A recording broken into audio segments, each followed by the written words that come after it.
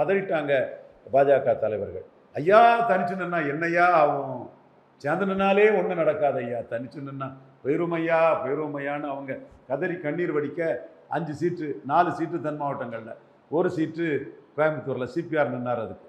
அதில் ஸோ 5 சீட்டு கொடுத்து பாஜகவை take it or leave it offer கொடுத்து தள்ளிட்டார். ஏன் take it or leave it offer கொடுக்க முடிஞ்சது? 2.7% தான் நீங்கள் 2016 எடுத்திருந்தீங்க.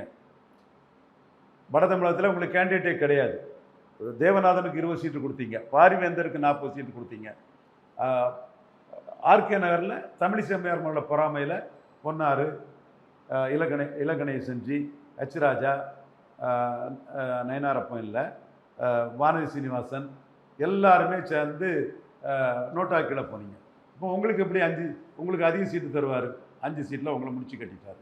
தென்சென்னையை கூட கொடுக்கல, மாநில தலைவருக்கு தூத்துக்குள்ளே போய் நின்னுங்க மேடம்னு ஒரு தண்ட சீட்டை தலையில் கட்டி விட்டுட்டார்.